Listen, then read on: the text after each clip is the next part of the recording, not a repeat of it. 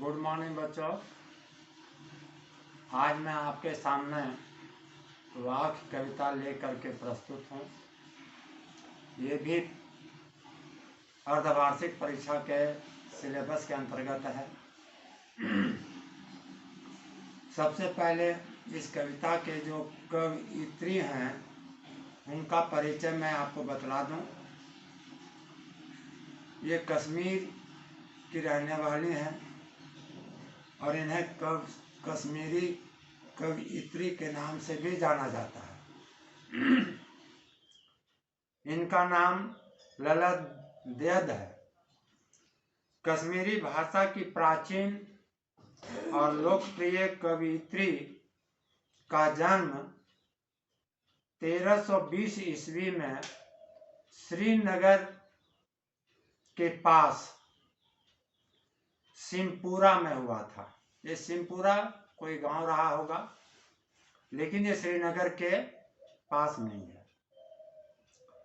बच्चों, कवयित्री के जीवन के बारे में वैसे कोई प्रामाणिक जानकारी उपलब्ध तो नहीं है, फिर भी प्राप्त जानकारी के अनुसार हम यह कह सकते हैं कि उन्हें ललेश्वरी, ललारिफा उपनाम के भी नाम से जाना जाता है। अब रही इनकी रचना की बात, तो ललद्यद का कोई प्रामाणिक काव्य नहीं है। उनके सैकड़ों लाख वर्षों से मौखिक रूप में एक पीढ़ी से दूसरी पीढ़ी तक प्रचलित रही। इनकी काव्यगत विशेषताओं के विषय में आप जानकारी लें तो मैं आपको यह बतला दूं कि कश्मीरी कवयित्री ने अपनी रचनाओं में धर्म संप्रदाय की जो संकीर्णता है उससे ऊपर उठकर भक्ति के रास्ते पर चलने पर बल दिया है, जोर दिया है।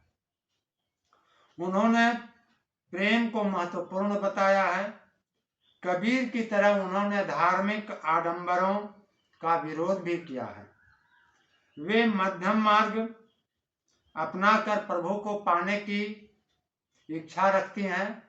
ये मध्यम मार्ग क्या है, मैं आपको जब मैं लेसन पढ़ाऊंगा तो मैं आपको बतलाऊंगा, क्योंकि इसका जिक्र पाठ के मध्य में हुआ है। बच्चों, इनकी भाषा शैली जो है वो आप ध्यान से देखें। ललद्यद की रचनाएं वाक शैली में है। ध्यान रहे, वाक शैली। उनमें लोक जीवन के तत्व निहित हैं। उनकी रचनाएं पंडिताऊ संस्कृत और फारसी शब्दों से बोझिल नहीं है। कहने का मतलब यह है कि इनके काव्य की जो भाषा शैली है वो बहुत सरल है और सरस भी है। उनकी भाषा जनता में तुलसी की चौपाइयों तथा रसखान के सवैये की तरह लोकप्रियता लिए हुए है और उनको जबानी याद भी है। तो बच्चों, ये कश्मीरी कवयित्री ललद्यद के विषय में आपको मैंने सामान्य परिचय बताया और ये जानना भी जरूरी है। तो बच्चों, इसके नीचे इससे संबंधित आपको प्रश्न दिए जा रहे हैं। इसे ध्यान से पढ़ेंगे और सुनेंगे तथा इसका उत्तर लिखेंगे। आगामी कक्षा में मैं आपसे पुनः इस पाठ को लेकर के प्रस्तुत रहूंगा। तब तक के लिए धन्यवाद।